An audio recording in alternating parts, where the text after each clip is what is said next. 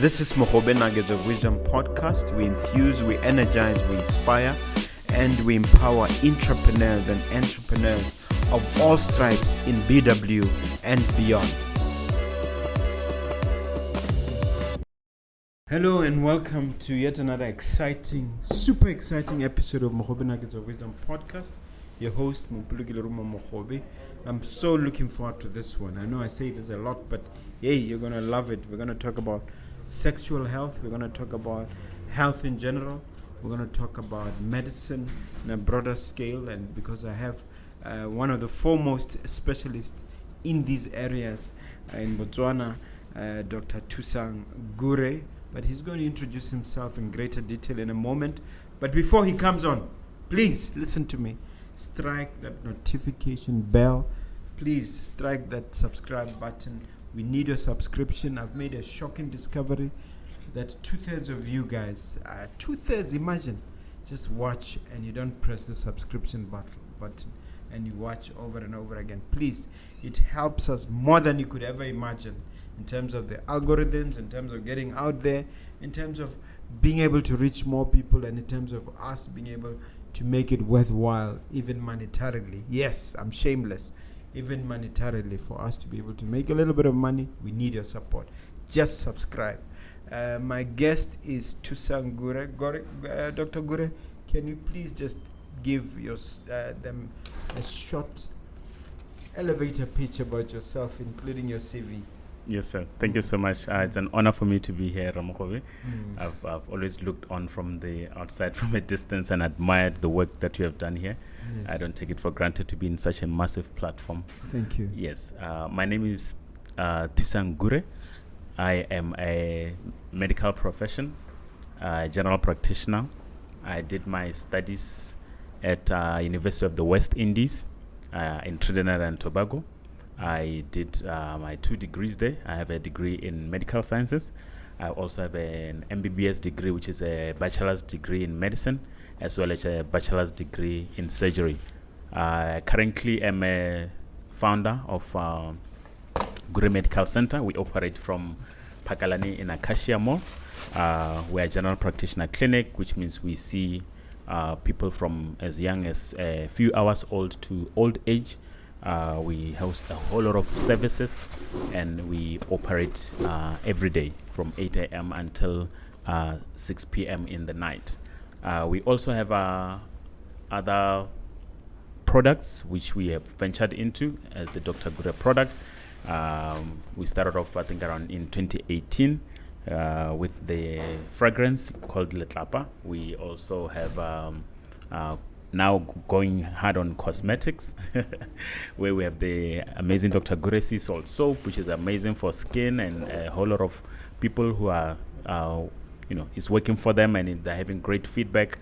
We have the 4-in-1 serum that is very good for the skin as well. We also have the one and only Mapacha Pacha, which is a very nice personalized lubricant. And also we have the Dr. Gure Condoms. We also have, on the scale of the cosmetic side as well, a whole set where there's a day moisturizer, there's a night moisturizer. We're also looking into bringing sunscreen. So that's what we have at the moment. And we also host events where we're speaking engagements for couples, for teenagers, teaching them about their health, about how their bodies change over time. It's called the Naletsana Camp. Every time when schools close, we have the Naletsana Camp. And then we also have men's conference in November. We have women's conference in March. And then we have I been invited to the men's conference? Yes. So in a nutshell, just to be brief, that's what we do. We're excited to be interesting. Here. Okay, we're going to go into that and unpack it in detail. Yes, sir. For now, share the educational background. How was it at med school? Where were you? Yeah. And why medicine? And how was the training? Absolutely. Maybe let me go back to where I was born and how I grew up. I was born in Francistown, in a location called Kapamadi. It's almost like a similar version of Old Naledi here for people in Gaborone. So growing up, I obviously it's in the hood, so there's not much going on, not much of a vision there. The trend was that every time you reach secondary age, where Form 1, Form 2, you either you drop out of school and you join the gang if you're a boy, or you become pregnant if you're a girl, and that's it.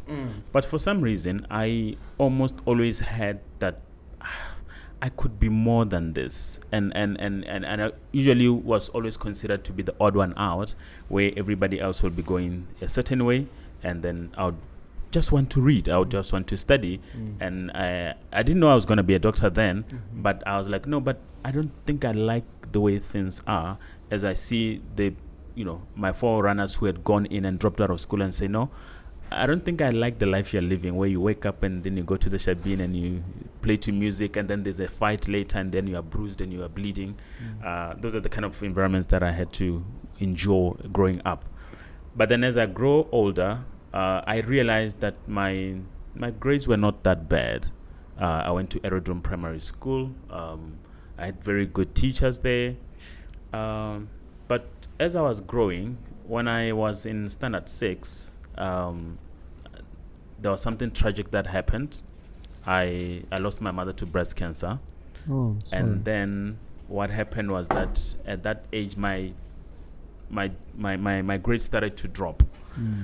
As they started to drop, for the first time I got a B. I was crying. I remember going under the table and actually crying in tears that I got B for the first time. It was only when I was older I realized that actually the stress from losing a parent was the one taking in.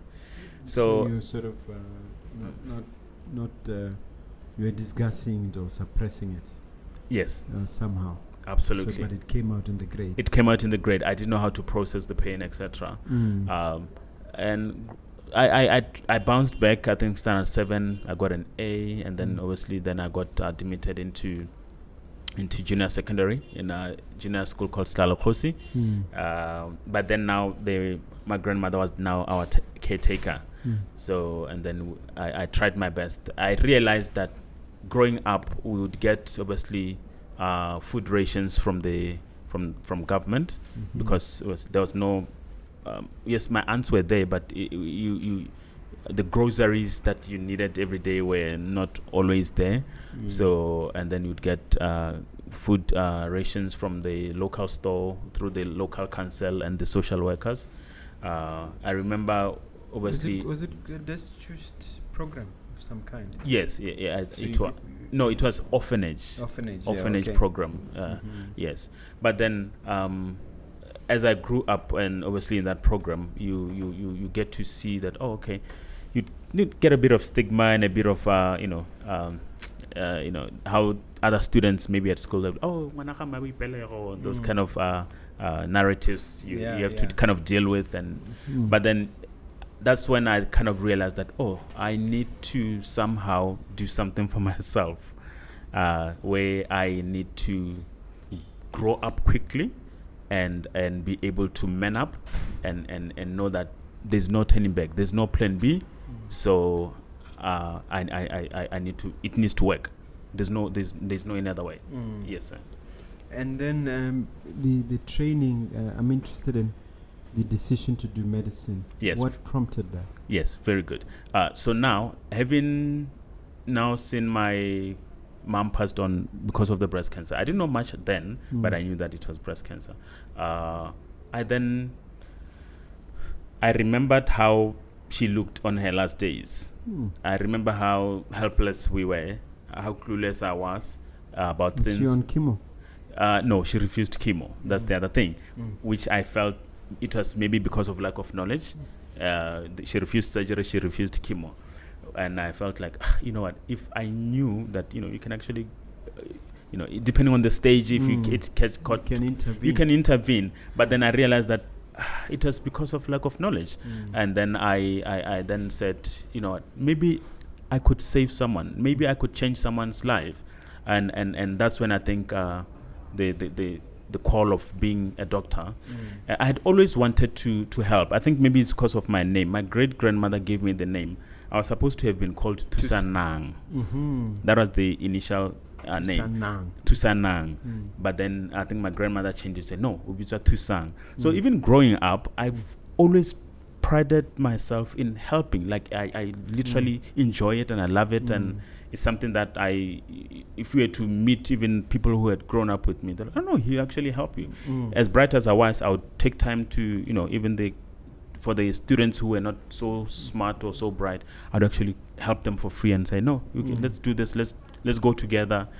So I liked that. So now, but I think this is a very good conversation. I need to give this one credit to my uncle. When I had finished Form 5 and I had done well, I got 45 points. I could fit anyway. Yes. And then what happened is that I came to him. I wanted to be a pilot initially. I was fascinated by aeroplanes.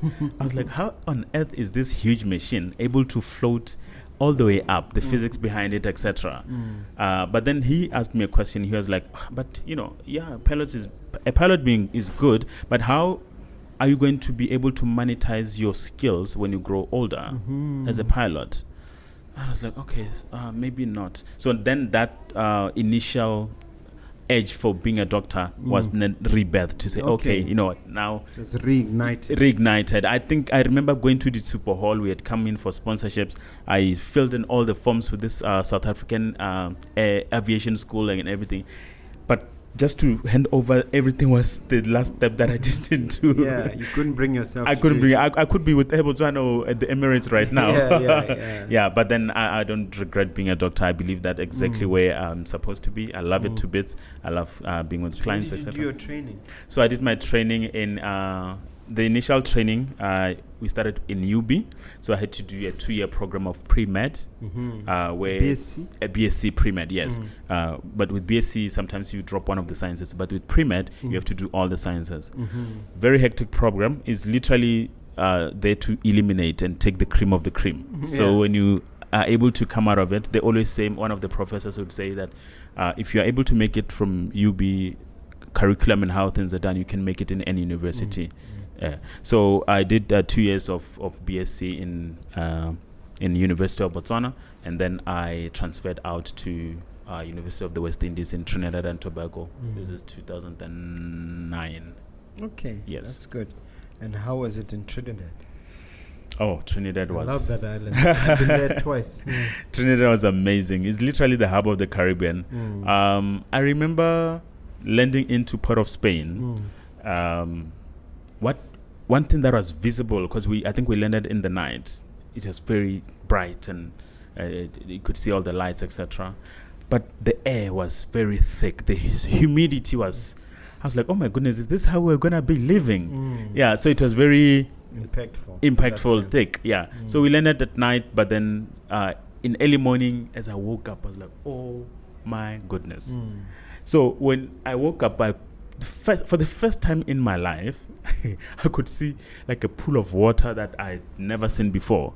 So you are there surrounded by water, because obviously it's an island, and everything is green. The people are very nice and vibey, and they're speaking like they're singing at the same time. Yeah, there's this. So it sounds very musical. It's very it's absolutely musical, and then and very nice. For the first time, the culture shock. One of the culture shocks I saw was like during Carnival. Literally, those people go all out. If you think Botswana know how to have a good time, you've never been to the islands. Those guys literally from the 2 carnivals. I know what you absolutely mean. Yes. So they literally go all out, and sometimes you know how sometimes you'd attribute maybe being all out in terms of having a good time to maybe certain population. There everybody goes. Yes, from the president to the bankers to the most richest people in the world. And it's a great culture. It's a great equalizer. It's carnival. Yes. Everybody's on the street. Almost half undressed. Although half dressed. But most of the time I would be locked in my room. I did not you couldn't adjust to that. No, I felt it was just a bit too much for me. I understand. Yes. Now you came back and then started a surgery, or did you work first? Yes. I came back 2014, and then I was working in Princess Marina, and I started my internship, obviously, for the first year, and then I got posted in I had got posted in Princess Marina, luckily, because my wife was also in Princess Marina. So I worked for a good 5 years in Princess Marina. So with medical officers, after internship, you become a medical officer. As a medical officer, you have to rotate through different departments because they want an all-rounded doctor who is well-versed in and can treat anything. So I think I did much of orthopedics, and then I did medicine. I went to surgery for some time, and then the last bits of my years in Marina and government was in surgery. In accident and emergency. That's when I realized that, I'm actually, and I love adrenaline. So for that time, I enjoyed myself, and until certain events started to happen. What was the most difficult part about preparing to become a doctor in terms of study? What was the biggest challenge?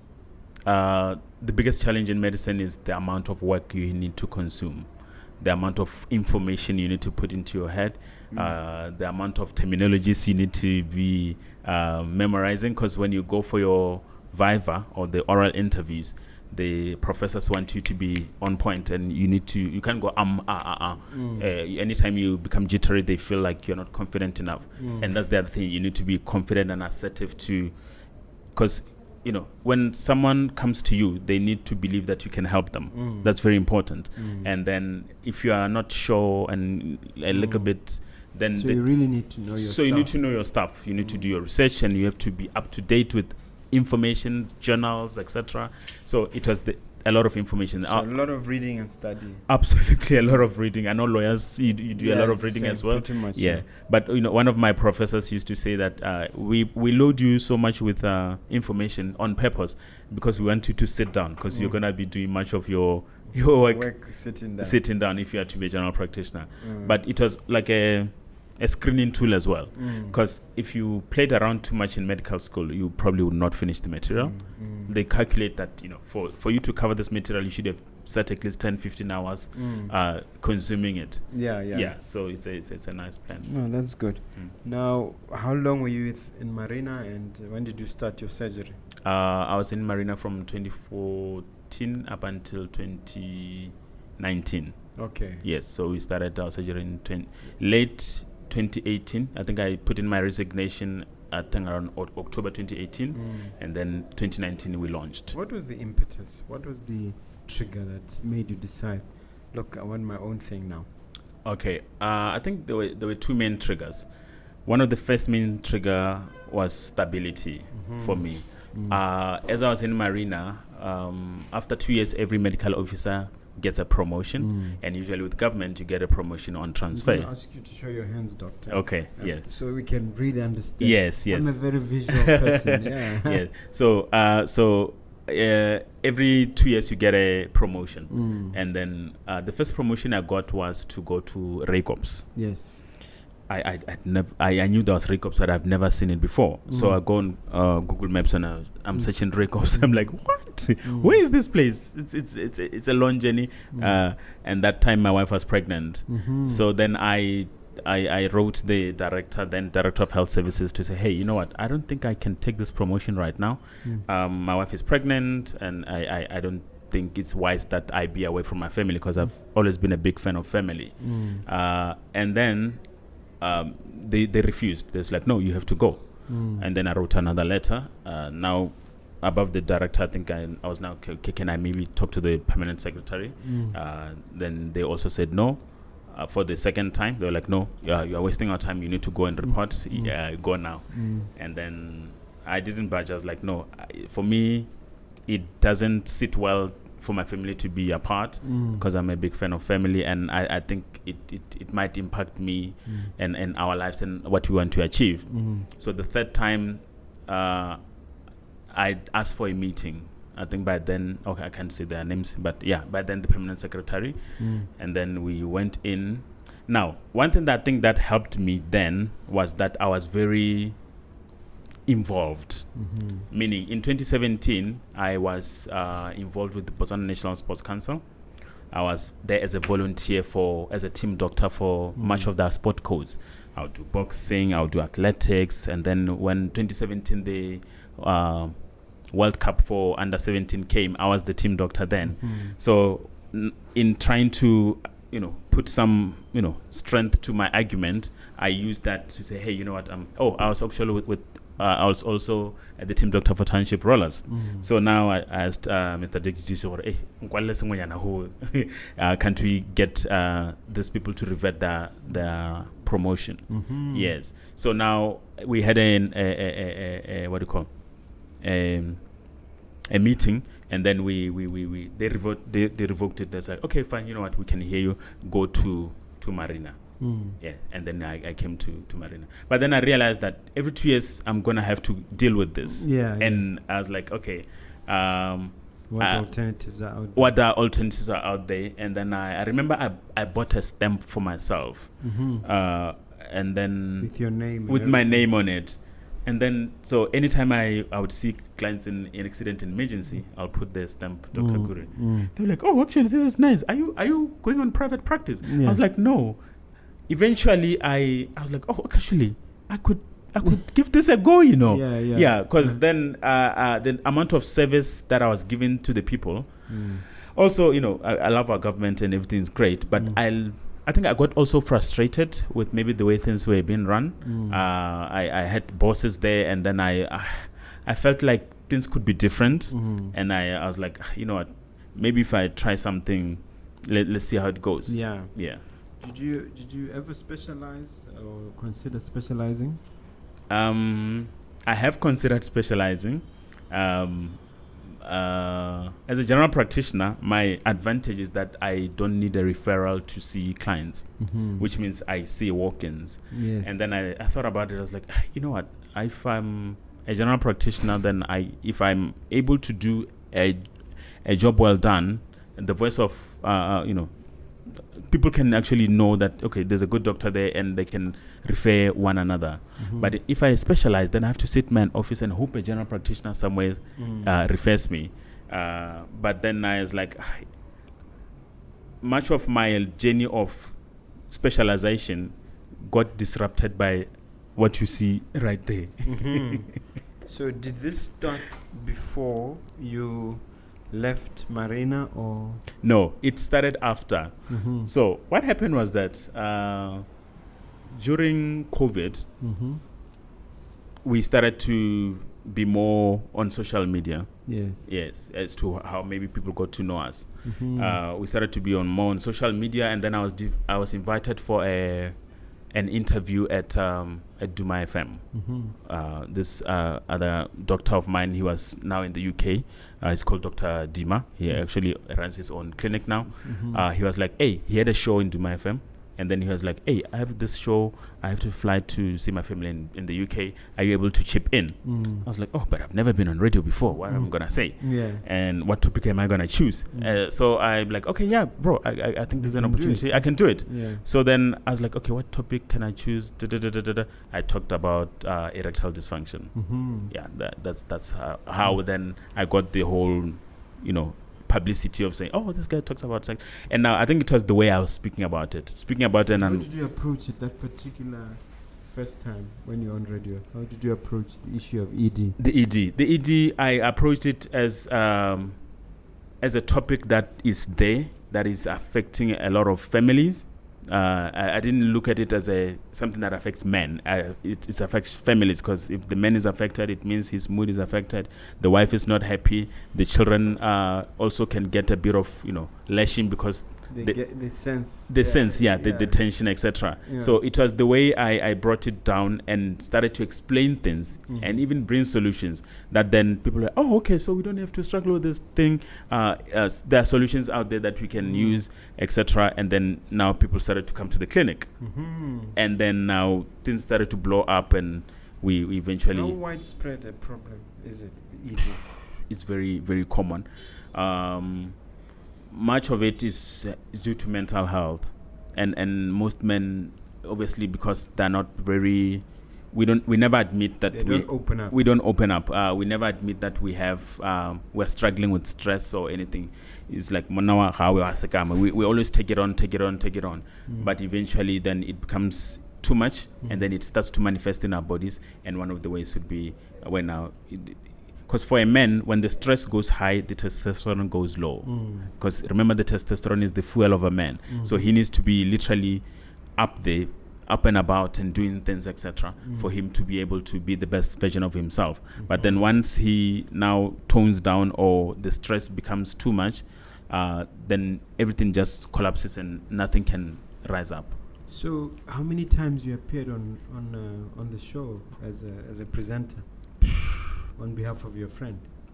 Oh, I appeared once, and then that was it. And then after my friend's slot ran out, then Duma called me. Yeah, so they're like, hey, you know what? Because now what has happened is that people then started to call Duma and say, hey, who was that doctor who was speaking? We went to see him. Yeah. What is happening?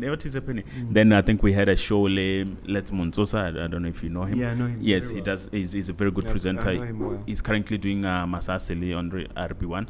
So we had an amazing show with Let's Monsosa. And then we had a tender from Napa to go and publicize their female condom, and then we also went into more into radio because now they're financing it, and then we went even bigger, and it helped us a lot. Yes. Was it during the lockdown? It was during the lockdown. Or partial lockdown? No, it was during the partial lockdown, and then much of after the lockdown as well, because during the lockdown we did our social media live teachings because we realized that, you know what, people are home, nobody's doing anything. We might as well use this opportunity to log them because they're on social media, because everybody's on Facebook. Yes. Then let's talk about this. Then you're officially becoming a doctor who's an entrepreneur. How did this happen exactly? Yes. Now that happened. What we did, this is actually not our first product. Our first product was to bring as a GP, I see a lot of people. So I was seeing a lot of kids who would come in with a lot of fungus, tinea, like ringworm, even on the skin. And then the type of medicine that I was giving, like it's so smaller, it's almost similar to that pen. Yeah. But then I was like, but if wanana ringworm all over, don't we need something bigger or much more that can last longer? Because then what would happen is that the tube, 2 days later they come for a refill. I was like, but this is very expensive. Sometimes economically to sustain all these prescriptions. And so then I came up with an idea to say, I wonder if it could be nice to actually have a soap that can help with this fungal infections. Yes. Right. And then we brought in the soap, and then we tried to register it with BOMRA. And then we carried talent full late. But then it was like it was already there and people liked it, etc. What was BOMRA's problem? No, it was taking a little bit of time because it takes time to register medicinal products. But did you have a chemist on board? Yeah. All the mixes? Yeah, the mixes. How did you find all those things? Sorry? How did you find the content without revealing too much IP? Yeah, no. As a doctor, obviously, I do pharmacology, so I know what needs to be mixed to do what, etc. But you also talk to certain experts to say, hey, I'm looking for this. Are we able to do it? So we had a company in India which was actually doing amazing work. But also not to maybe just put the blame on BOMRA because they're doing an amazing job. Part of the failure or the inability to register was due to that company as well. Because okay, we talk you 1, 2, 3, 4, 5. They run this. Because they were like your manufacturers. They were the manufacturers, but then okay, 1, 2, 3, 4, 5, 5. But beating around the bush, but reveal too much of what they're doing. So we then we. So how did you get around that? So then that's the thing. We then realized, you know what? This route yaho register let's go on a route it's cosmetics. there's nothing medicinal. Mm. We don't need anything medicinal. Mm. Nah, that's how we brought in the sea salt soap. So it's easier It's easier. for the market to absorb cosmetic products than Absol- it is to absorb medical products. Medical product. Because the medical products, the side effect, the makeup or the all. It's a long process. Yeah. So it's not easy to just come in and drop a drug, or why register. So where do you physically manufacture this? Do I have to answer that one? No, you can avoid answering it if it's it's classified. Yes, it's classified at the moment. But the vision is to physically manufacture it here in Botswana. Okay. Yes, we're already in talks with the Leia, who are very helpful to us. But like to groom this, because I don't think we have any of this more Botswana at the moment. What would you say is unique about the soap, or is very special about it? Absolutely amazing. It's the content of it. The sea salt soap. The sea salt itself is actually a very humectant. Humectant. I don't know what that means. Okay, it means that it absorbs moisture. So it takes away the dryness. It takes away the mites, the dust mites. On the skin, the dead tissues, the dead cells. It exfoliates, because it retains quite a number of things. We have vitamin C, the hyaluronic acid, vitamin E. They're actually good, what do you call this? Nutrients that are needed by the skin. Picking something at random, honey. I understand what honey is. Sea salt. I assume you went to the sea and got some salt there. Yes. But niacinamide. Niacinamide. What's Yes. that? It's And a ceramides. Yeah, ceramide. Yeah, niacinamide is a component that usually helps with the skin to brighten it up. Yes, so it actually gives you that nice glow. It's almost similar to what vitamin C does. Yeah. Have you seen how sometimes people you are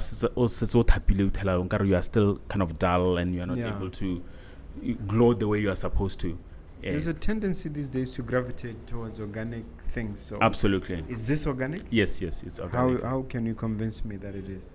Well, obviously from our manufacturers, then the what do you call the specs? The aspects variable. Okay, this even that serum, we have a nice label. There's a nice CE marker. It encourages products to be organic. Obviously, we are going green. Do you realize how rare it is for a doctor to morph from simply distributing drugs and prescribing drugs to actually now manufacturing items that are relevant to what he's doing? Do you realize how spectacularly unique that is? No, I'm not. And how impressive that is. No, I'm not. I'm not aware. I never really get much of the sunlight. That I don't bask too much on the accolades. I'm like, okay, let's go to work. But am I right in saying you're the only doctor who manufactures in Botswana? That is the truth. Openly. Yes. That is very. But Southern Africa has very nice doctors as well. There's Dr. Rachel, I think, in SA. Okay. There's he's doing quite well. Yeah, one of the inspirations. You can count them in a hand. Yes, it's not. It's not. Maybe in one hand. Yes. And then tell us about the facial serum. Yes. I especially want to know the thinking behind it. What caused you to think of making it? Yes. So what happens is that there's a skincare routine. Okay, maybe let me explain why we went to skin. One of the main reasons why I think Apple has done well in the market is because of their camera. That's my thinking at the moment, and that's why they're able to maybe to beat other phone providers. It has to also to do with slick marketing. Absolutely, they're very good. And Steve Jobs himself. Yes. His ghost is because that's selling class. Exactly. But what you see also is that there's a lot of everything around. When you go to Instagram, you have filters that obviously everybody wants to look good. I was gonna go TikTok. Okay, they'll get you something. Yes, there's filters go TikTok. There's filters go Instagram. So the whole selfie thing is very important. Your face is literally your representation, and face card, you know, how guys will like, okay, when I face card. So face is key. It exudes confidence and it's very important in how you present yourself. So that's the first thing everybody sees. That's the first thing everybody sees. And we realize also, you know what, acne plays a key role. Can I? No, they'll help you. Okay. Yeah.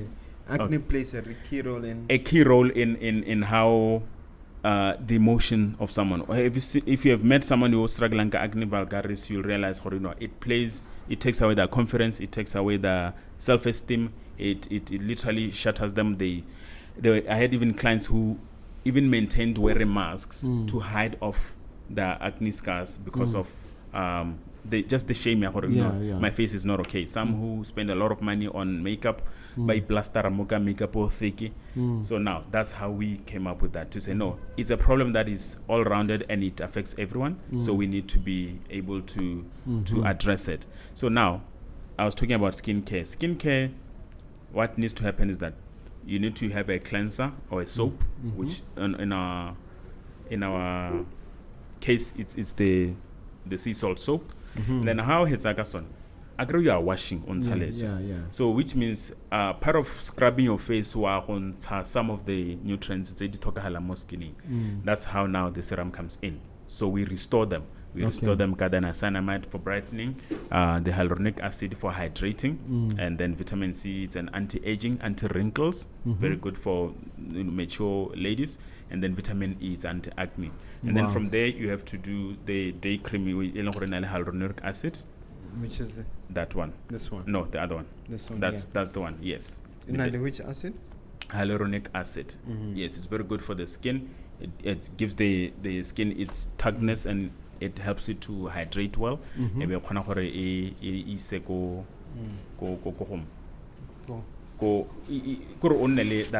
That glow. Yeah, the reason why I'm sweating is because my pores are open, so it's easy to yes. So it shows you practice what you preach. I practice what I preach. Yes. So now and then from there, obviously you should be aware of the night cream as well, which is good, and it's important to also put on sunscreen all the time. Okay. Yeah.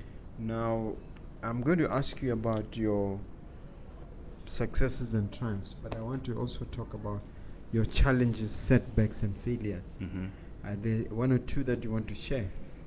Yeah, definitely. I think one of the biggest challenges I faced, or maybe failures, was when I think one Saturday morning I woke up and I found I had almost 90 missed calls.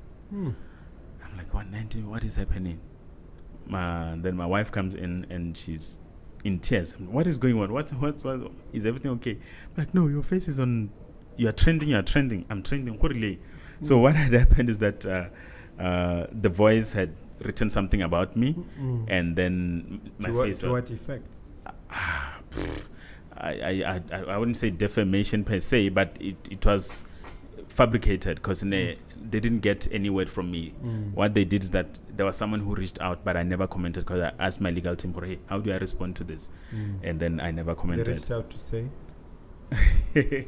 No, what did the article say? The article in Ebuagore, you know what, I'm claiming to be a sexologist, I'm not qualified, and I'm just, I'm masking who I really am, and I'm misleading people and cheating them to think that I can help them and treat their conditions. Yes, but I never claimed to be that. I just taught about sexual health, and then it was front page. Absolutely, my face. I still have the picture. My face was there, and I remember trying to go to Pick and Pay, and everybody's looking at me, and like, oh snap! I was like, there's nothing I can do. I just need to go. I actually went and bought the newspaper then. This was based on what? On you appearing on radio? Yes, a lot. That's the thing. I was saying because our social media grew from 5,000 likes to almost 500,000 in a very short period of time.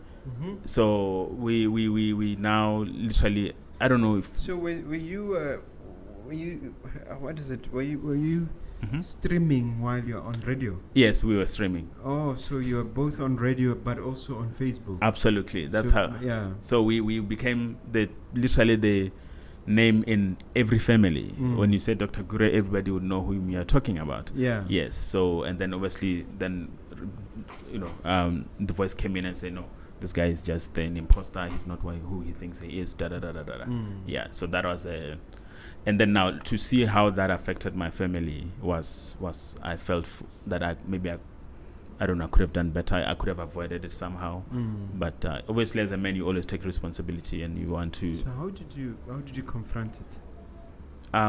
If at all?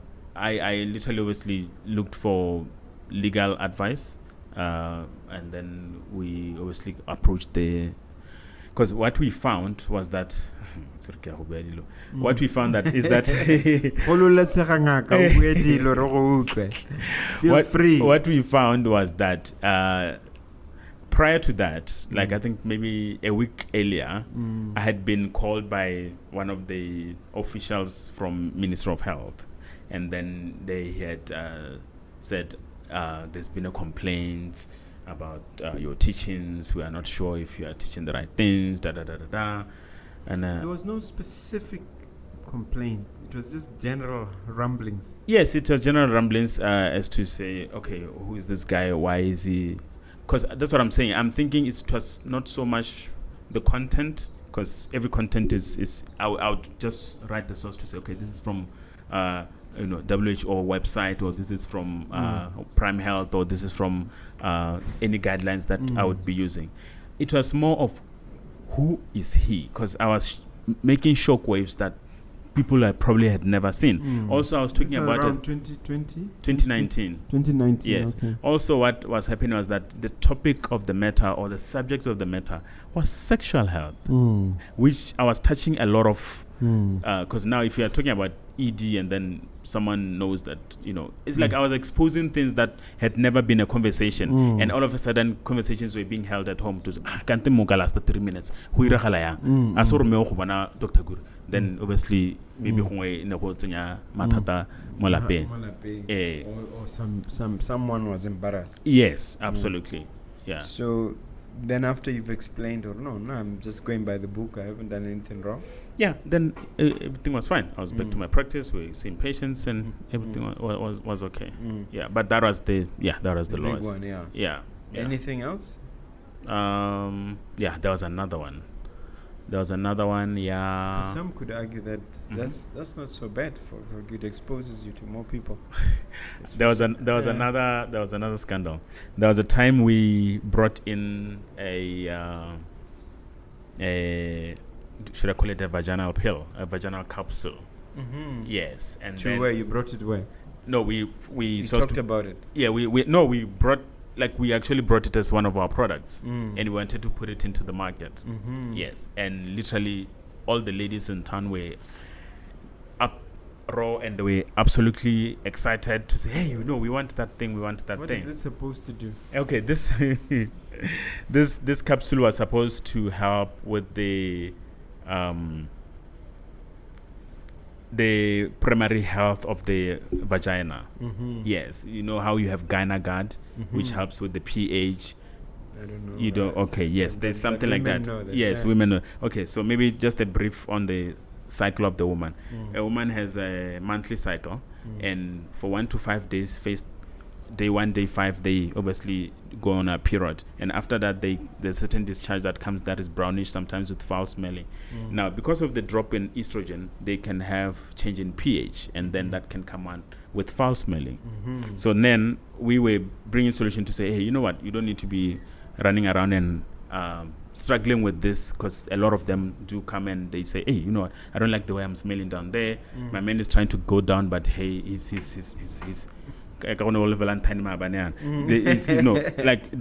can't, because he feels like, hey, the smell, my sister. I cannot allow him to go there. Yes. Also, even the lady will be uncomfortable.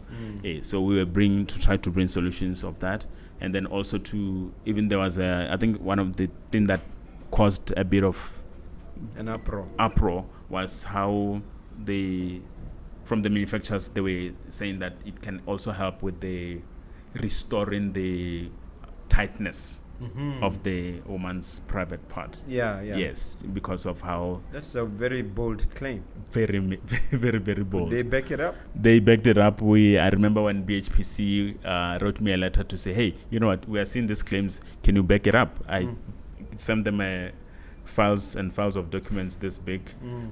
They had to respond to me. I don't know how they. Yeah. So they never said. They never. No. They never came back they never came back because the researchers were they. Yeah. But then. But I think this is a good scandal to have, if you could call it that, because it's really you're helping people. Yes. And there is a need.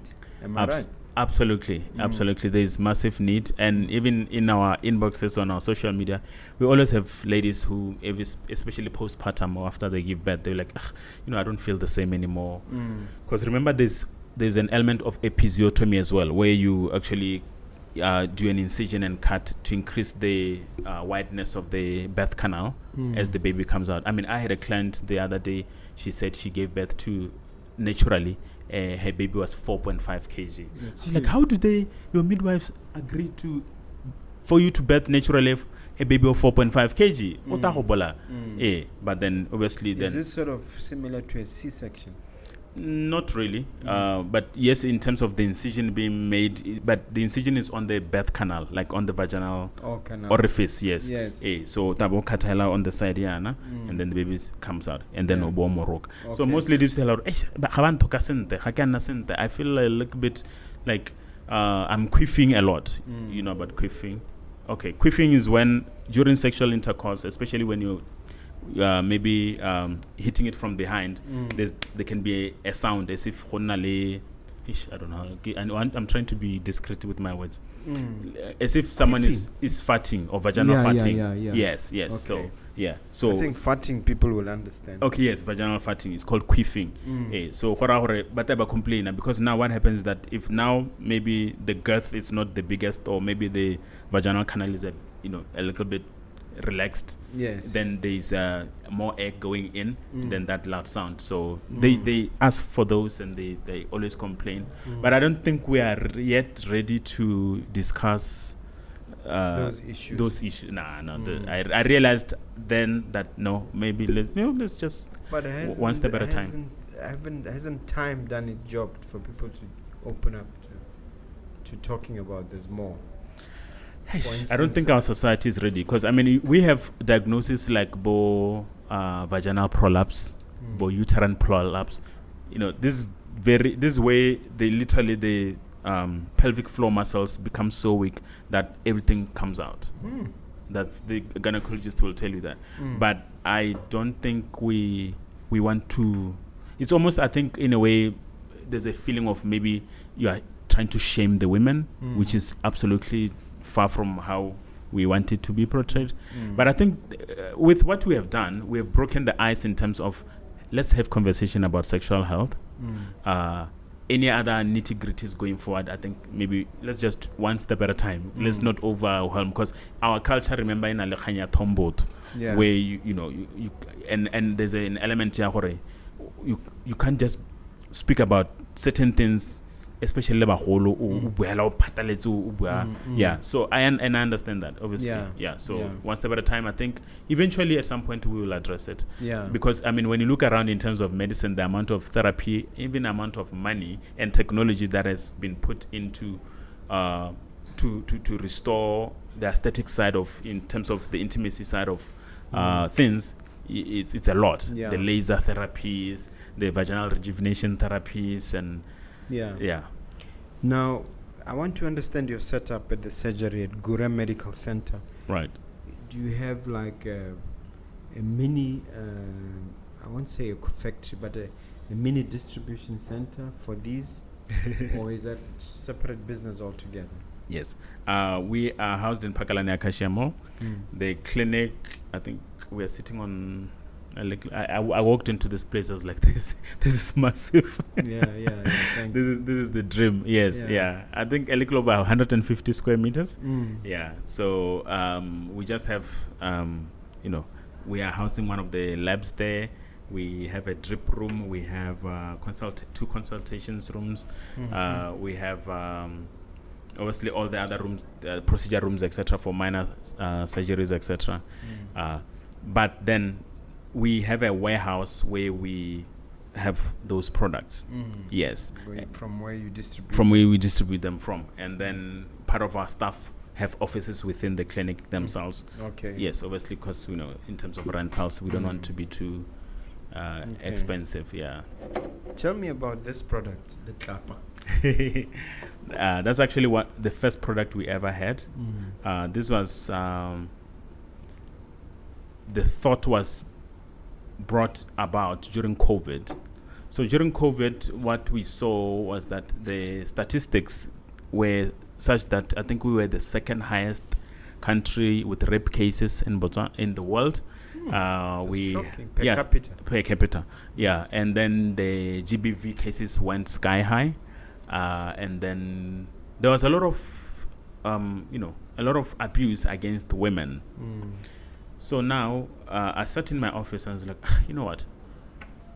How would it look like for us to bring something positive for the women? And then, maybe let's try a scent, because a scent is very strong in terms of memory making and helping you remember of things. They always say, even when you are studying, if there's a certain scent you want to put in, or a certain cologne, if you put it, it helps you to retain your memory. Now, and then we sat and we're like, okay, yeah, we can bring something nice. Obviously, what will you call it? You say, let's call it Letlapa. Letlapa how? Oh no, Letlapa in the sense that you as a woman, you might have maybe gone through all those being raped and maybe being divorced, or the someone running on you while you are pregnant, or any other trauma that you have faced. But we believe that you can still stand as a woman. You can still be beautiful, especially that like diamonds. Yeah. So that was the thinking behind, to say, okay, when you put it in this scent, let it just lift you up in your spirit and help you to bounce back. It's for men too, isn't it? Yes, it's unisex. Yes. Okay, it smells good. How did you come up with the? You went into the bush to find the right ingredients? No, this we talked to an already established manufacturer, who then gave us certain scents, and we're like, you know what, we like this one. Let's bring it in. Yes. Why did you venture into condoms? Aren't there plenty of them already? There are a few brands, but what we have realized and what we know is that there's nothing like the marketplace is saturated. You just need to establish your own clientele.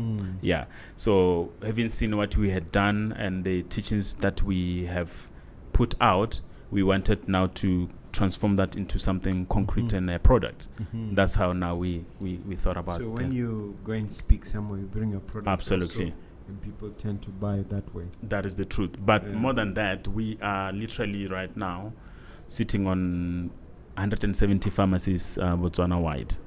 170? Yes, sir. Where you distribute these? Yes. Okay. Yeah, so that's how. All of these, or just this?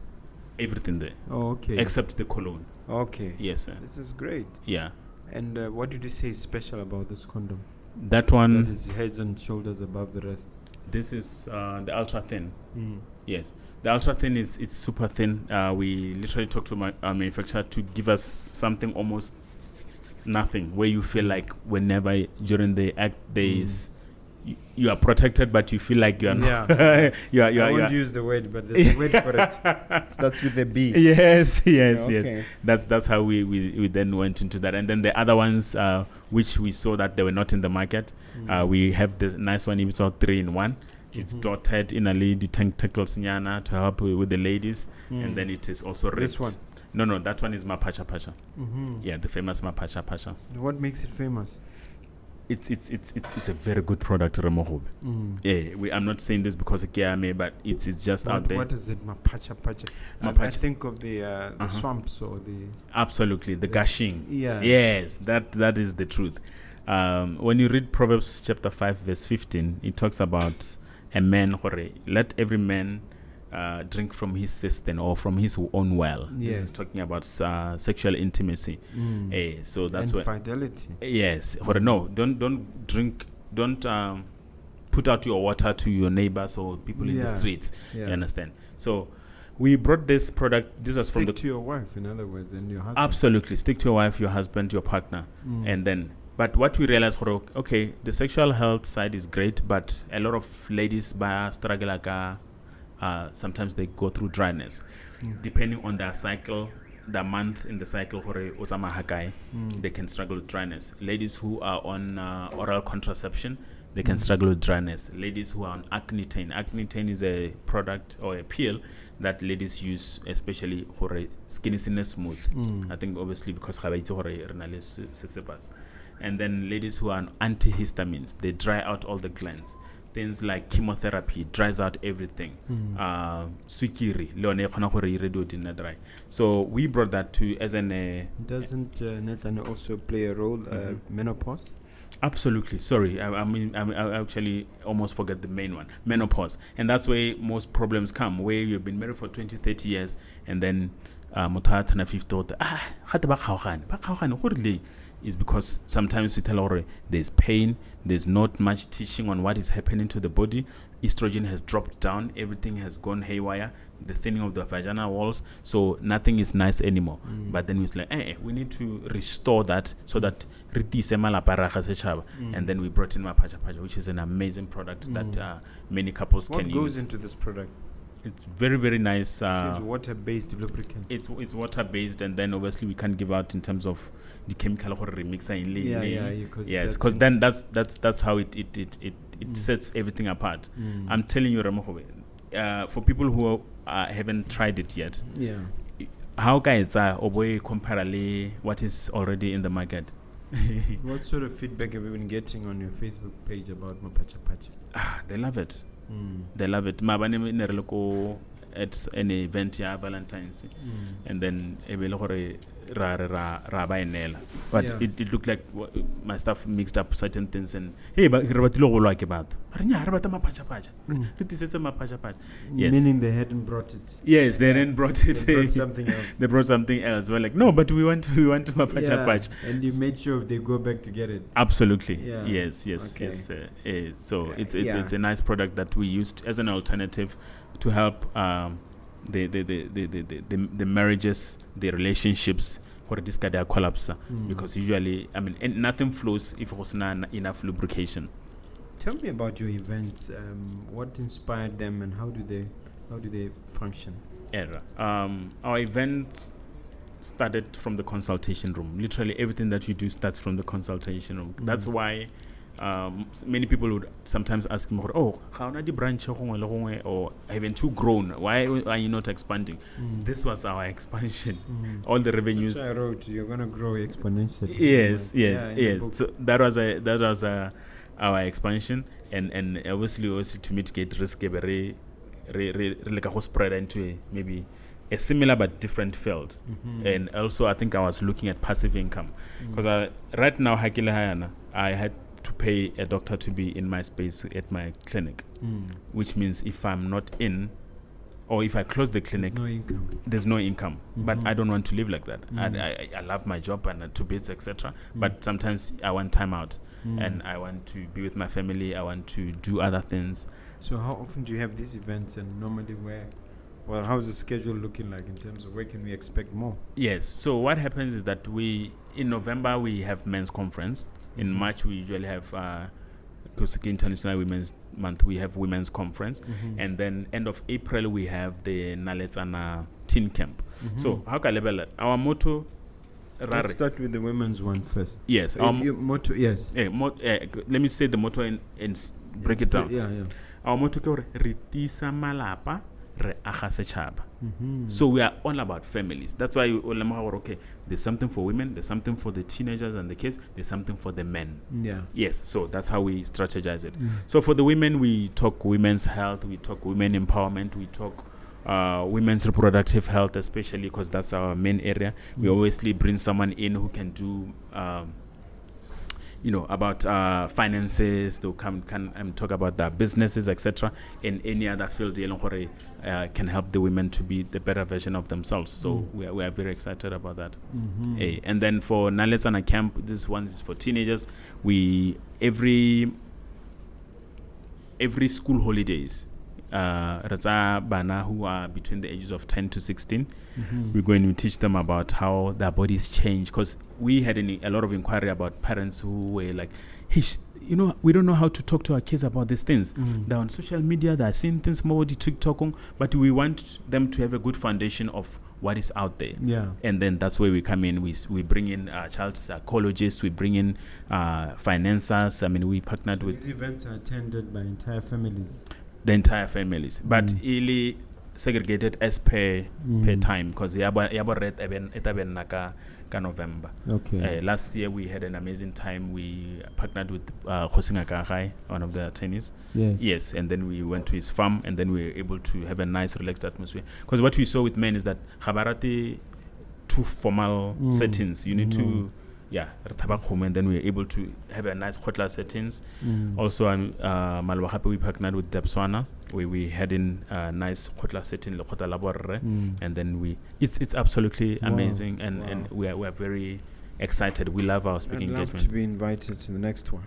Absolutely. That would be great, Mogobe, to have you here. Let me also ask you about a conceptual question. I mean, having done this show now this is our 5th year, I know that there's a huge difference between a professional and an entrepreneur. Mindset is different, priorities are different, aspirations are different.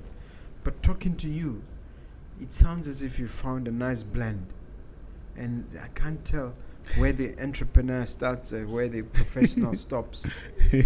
What happened there? How did you go about that? Yes. And I think it's beautiful to watch, but are you able to notice what I'm seeing, and are you able to explain it? I hear what you're saying. Yeah, I get that question most of the time. I think what has helped me was that I didn't have much of a reference point. Like I said, I was losing a parent quite early. I didn't have a father figure in my life. But then I had to grow up very quickly and have a vision of how I want things to look like. And then what happened is that I then started to listen and look around, and then I was like, oh, okay, but this can be possible. But then obviously when you read a bit, when you read a few of the books around I think one of the first ones I read was Rich Dad Poor Dad by Robert Kiyosaki, brilliant book. I read the Cash Quadrant. I was like, Cash Flow Quadrant. Then I started to see myself, wait a minute, I don't want to be on the side, I want to be on the side. And then with wisdom and learning, and then Think and Grow Rich by Napoleon Hill. Wow. It's when, because I realized until you read, you can't grow. And then that's when I realized, then I realized, oh, okay, it's a mindset thing. It's actually possible. Because in my defense, I think when the Minister of Health started to call me, I think the director called me, but no, you are advertising EE. That's when then I went to SIPA and I registered Dr. Gure as a separate company. And then we're like, okay, this is a separate company that it has nothing, well, obviously I'm the director. It has everything to do with you, but it's a company. But it's a company, yes, which means it has every right. It has every right, absolutely. That's how we then separate the two. So, okay, Renali Clinic, Moge company, and then we have been blending. So now the wisdom we had was that we'll teach her about things, and then guy, okay, go clinic in Koboket, and then that's how we then blended the two. It's brilliant. Brilliant. I really admire. So I think also what helped us was to, like I said, we didn't have a reference point, which then helped me not to have a limit, like a ceiling. Yeah. I'm literally my wife will tell me I'm the wildest demon. Like, you're crazy. Why are you talking about? So I'm constantly dreaming and moving and say, hey, you know what, this can be done. Even when times were hard, I used to tell her, babe, this is the bare minimum. Like, this is the worst will ever be. This is just a foundation, and things are gonna get better. And now things are starting to roll in, and realizing, oh, she reminded me that time. Oh, I remember when you used to say this thing. So you see, now you need to trust me more. But then, what helped me was I don't know how to put this, but also the naivety. The naivety of not knowing how difficult it can be helped me to launch early before I would be stuck in analysis paralysis. If I knew what I know now, I probably would have taken much longer to start. But so naivety is actually a plus. It worked a plus for me because it I didn't know a lot because I'm realizing now, hey, you're starting these things and you literally knew absolutely nothing. But that naivety and that blind faith went all in, and okay, we're actually shooting a shot, and it's catching, and because I didn't know how it accords with my policy of ready, fire, aim. Ready, fire, and then you aim later. And you've already fired. Yes. You know where you shouldn't be fired. Exactly. Ready, fire, yeah, aim. because if you had asked me when I landed in Botswana in 2014, and as I was working in Marina, do you ever see yourself as I'm like, no, what I saw myself was a husband, a doctor, Well, it leads me to, it's a good segue into my next point. Yet there's an element of arrogance in medicine and lack of teachability where they think they know it all. Yeah. And even financially among professionals, absolutely, it's generally recorded that because of their knowledge, doctors are not doing as financially in the long term well as the other professionals, engineers and lawyers. Although professionals are all struggling, but doctors, because of that inbuilt arrogance, tend to be just a little bit lower. A little bit lower. We're trying to change that narrative. I read that somewhere. Have you not come across that? I not that fact, but I know the arrogance you're talking about. I think it has to do more with the training we get. Tell me about that. That you play God. No, the training. You get to bury your mistake. Oh, Mr. Mogobe.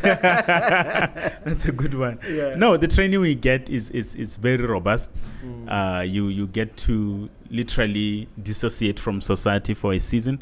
I remember, being in medical school, literally, even in UB, you would not know anything that is happening around because you are constantly in your own world and you have to do these things.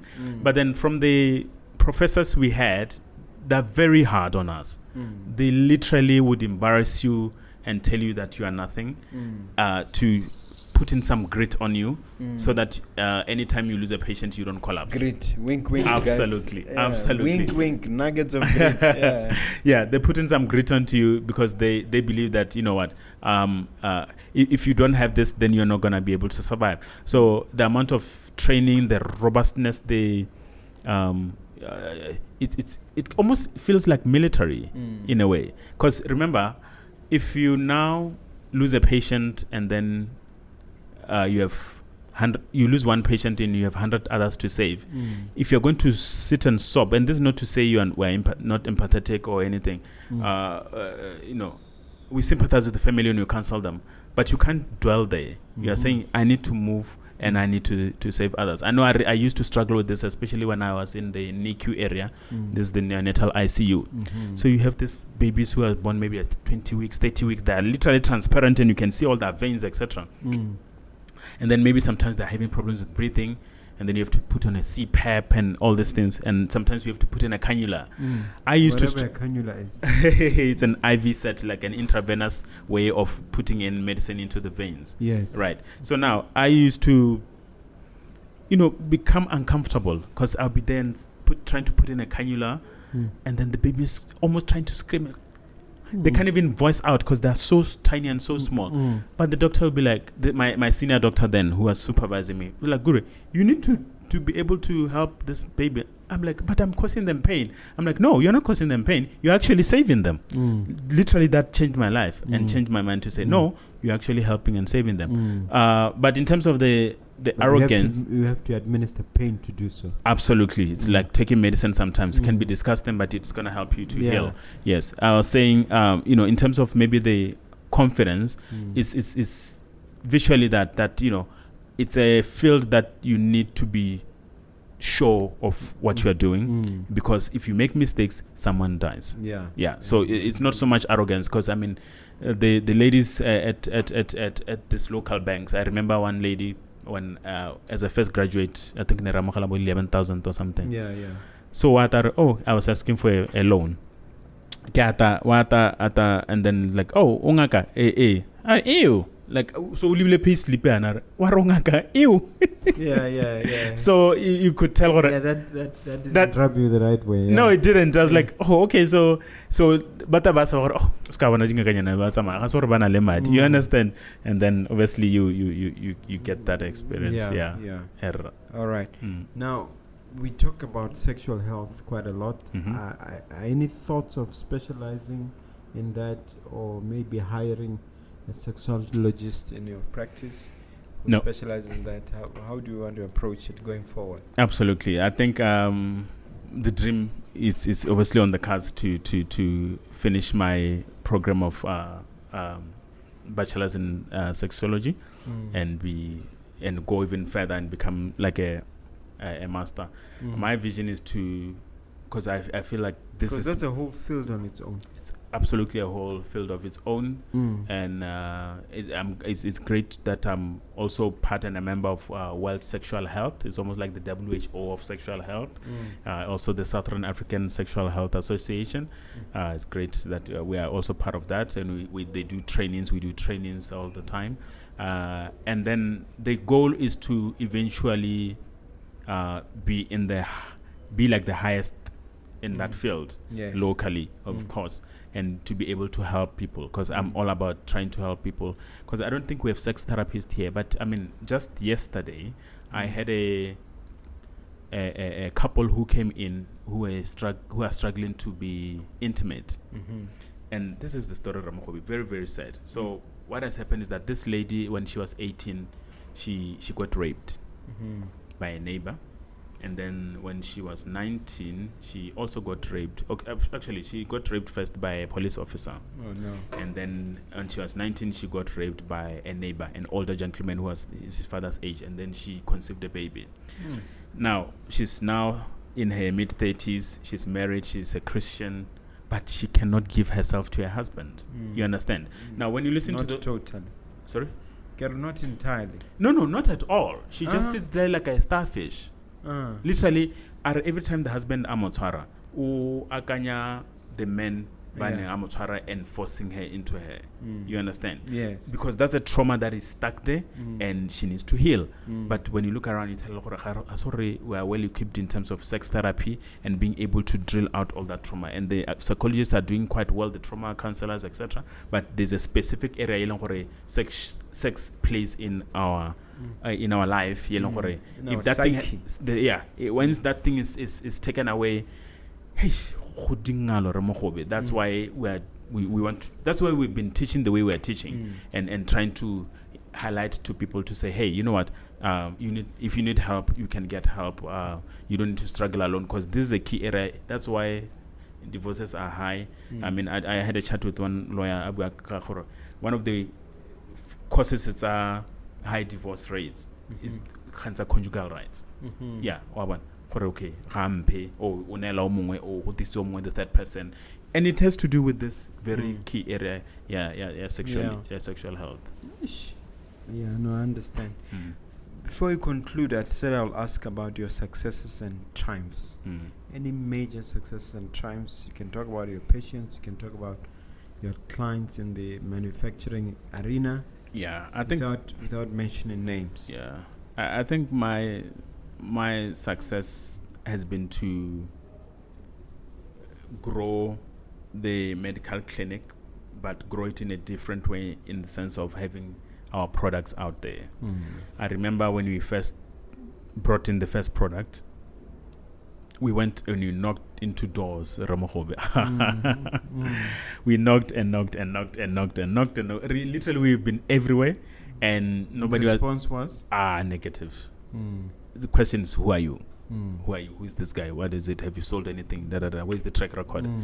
Where's your traction? Absolutely. And I'm Proof like, but I'm like, do that a lot as angels. Absolutely. And I think later, how we started the clinic, the funding and everything. It's a crazy story.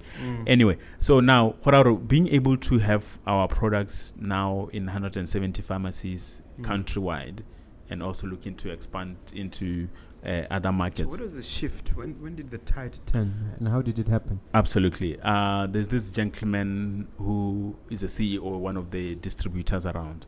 So my marketing manager, and then he went in and had a chat with him, and he sold him. Okay, this big man. Literally, this guy is a multi-millionaire. Came to my office. That's why I think all this is literally God. I can't even give it. No, it's literally just unmerited favor that this man. I remember him poking, sitting in my office, and he was wowed and saying, "How come these things are not in the pharmacies?" And then he gave us a chance, and he brought us in. And right now so he bought shares. No, not shares. He became our distributor. Yes. So which means we warehouse and then otabatats and your purchase orders. Okay, renele 3,000 of your serums, renele 5,000 of your sea salt soap, renele 20,000 of your pacha. So that's how it goes. And then now, so is it like similar to what Take a Lot or? No, it's not so much. No, it's not e-commerce. Yeah. Okay, so what happens in the pharmaceutical or cosmetic world is that manufacturer then what happens, I warehouse my goods, my product. So and then the distributor then otabata and purchase order. Oh, okay, rebata bukana of your things. And then obviously we have payment agreements to is it 30 days, is it 60 days, jalo. And then the products, and then we put in the warehouse. Then the distributor otabata what they have bought, and then they start to call pharmacies. Hey, the mapacha Dr. Gure, how about order? Then and then they themselves then distribute around the country, and then the client then goes into the pharmacy and then get it. That's how it works. That's how it works. So how you need to find a distributor. You need to find a distributor who likes you, or likes your products, or likes the products. Or that what happened is that distributor also was responding to the demand that people were making, because first obviously we had to sell individually. Come to the clinic, etc. So there was a point where I was stuck in actually opening a shop, a Dr. Gure shop. But then I thought to myself, like, but if Kebuta shop and then I have a client, because we had a massive widespread followership in social media, we're like, okay, Facebook, we have 200,000. We crossed 500,000 this last week. Okay. Yes. Congratulations. Thank you so much. The target is to at least hit 1 million. It's happening. It's going to happen. Yes. So now what happened is that we were selling this product to individuals, but then we get a message. You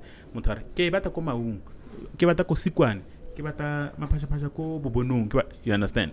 Then I was like, there's no point Makes no sense. It absolutely makes no sense, because most people are like, why don't you just open a shop? I'm like, no, but if I have a distributor who can spread me in 170 different ways, I don't think I need to. You only need to share the money with somebody. Exactly. Because the distributor is a middleman. Is the middleman. It's worth it if the volumes are there. Absolutely, it's a volumes game. Now we are trying to get into to the retail as well. So your manufacturer is very busy, because it seems the volumes are very good. The volumes are quite good, Mogobe. We're not gonna lie. God has been good to us, and the demand is there. That's the thing. Like stoko hasn't. It comes, it goes. Literally, we have run out of the serum yarona. So you're pushing them to bring more. Yeah, to bring more. Okay. I noticed that there's a lot that went into the marketing. I just look at the way you rep your products. Yes. How much thought have you put into just that? A lot. Because what we have realized is that Botswana like nice things, and there's been this narrative where whenever something is not done to the most excellent way,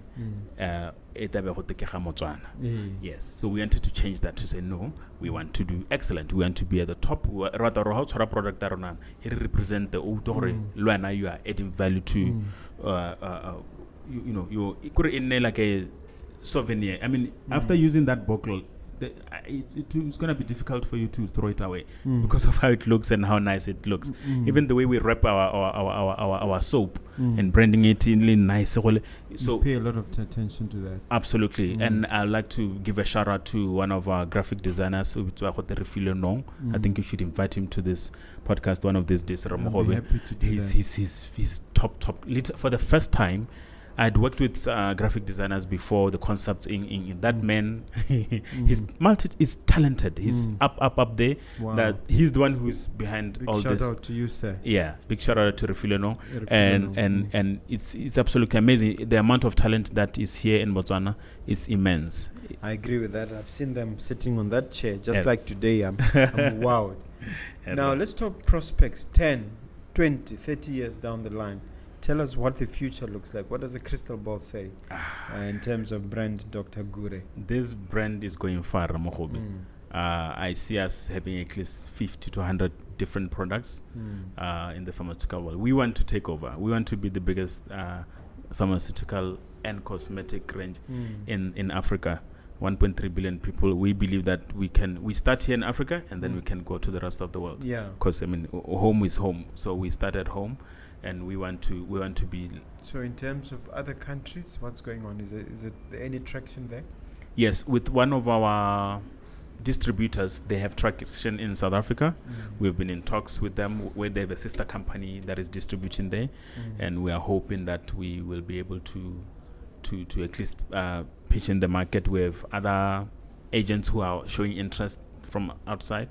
But we have felt that we need to saturate the local market first and service it to the more consistently, because we don't want we want to move from strong base to strong base. So Harabatore one of our products.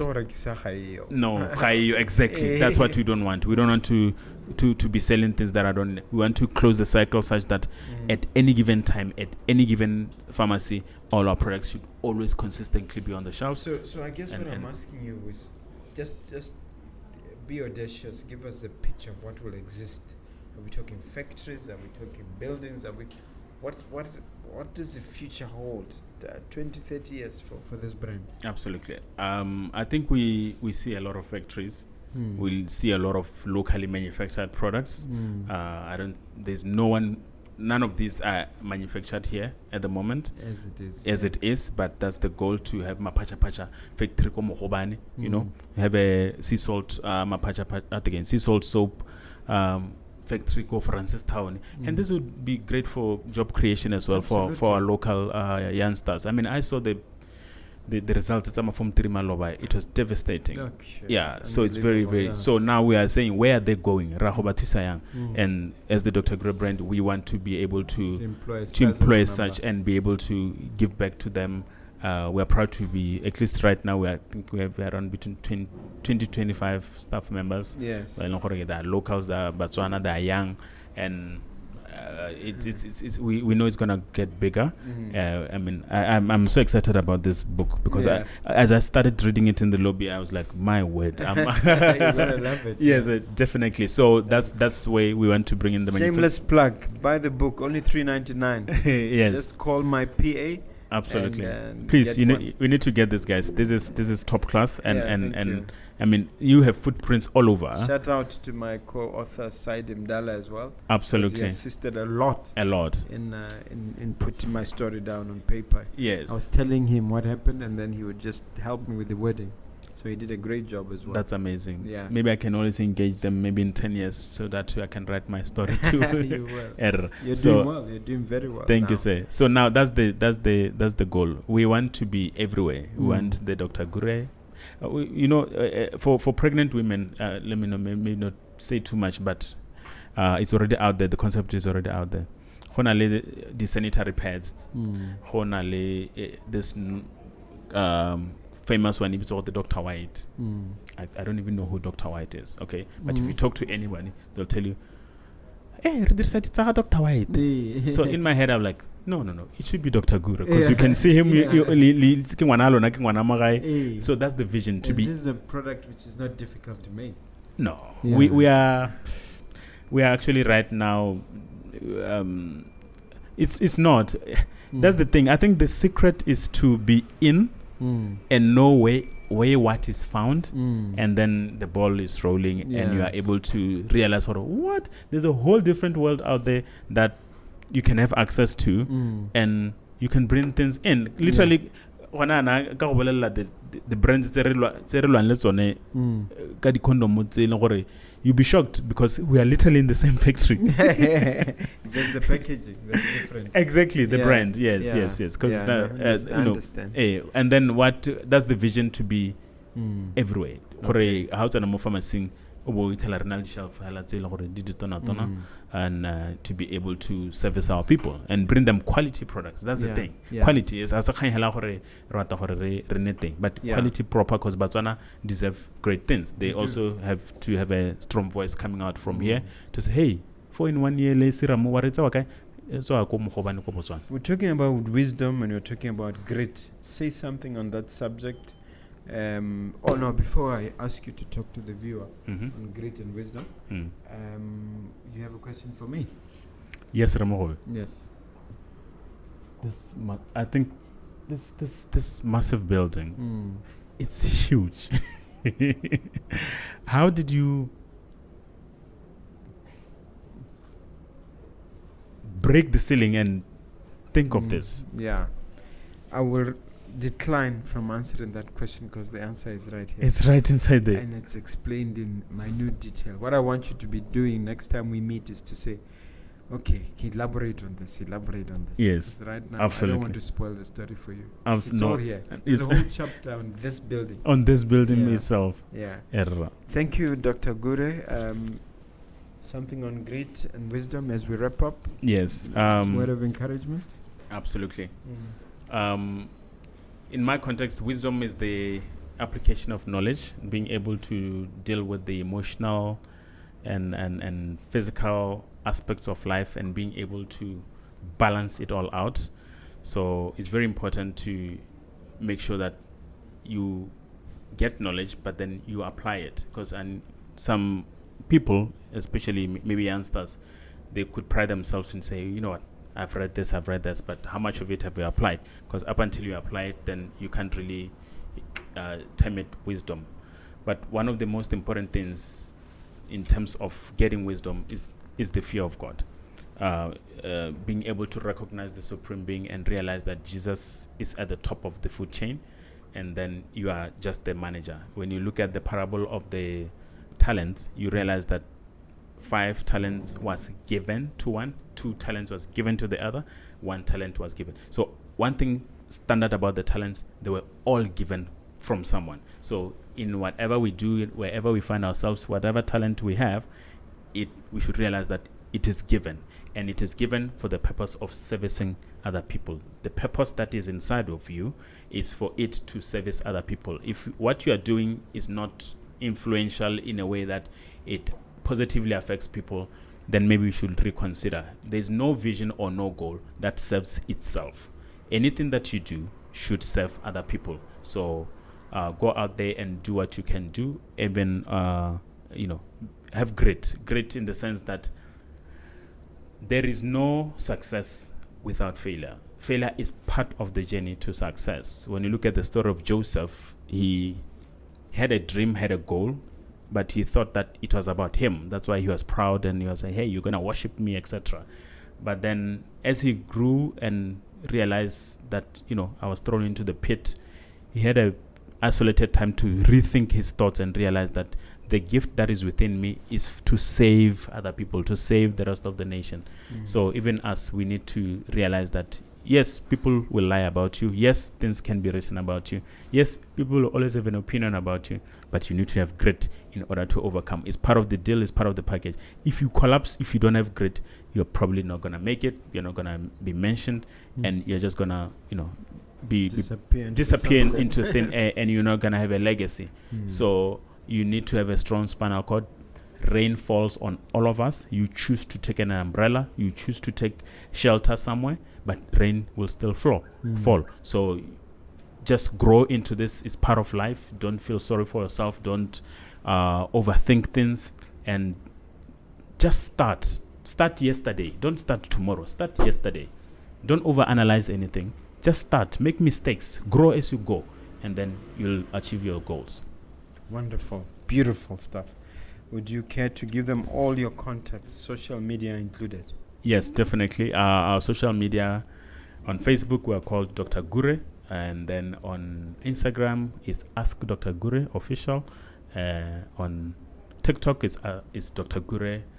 Twitter is Dr. Gure Official as well. So we are housed in Pakalani Acacia Mall, Unit 21A. Come for counseling, come for consultation, come and see our products. But our products are everywhere. They are in 170 pharmacies. So it's probably a pharmacy that is near you, so you don't need to struggle much. Okay. What's the landline for Gure Medical Center or the WhatsApp line? Yes, our landline is 311-6441. 311-6441. And our WhatsApp line is 73-290-273. 73-290-273 or 74-179-333. 74-179-333. You've been a fantastic guest. Let me thank you. It's an honor, sharing Ramoko. so much, Yes. liberally and generously. Yes, sir. We thank you.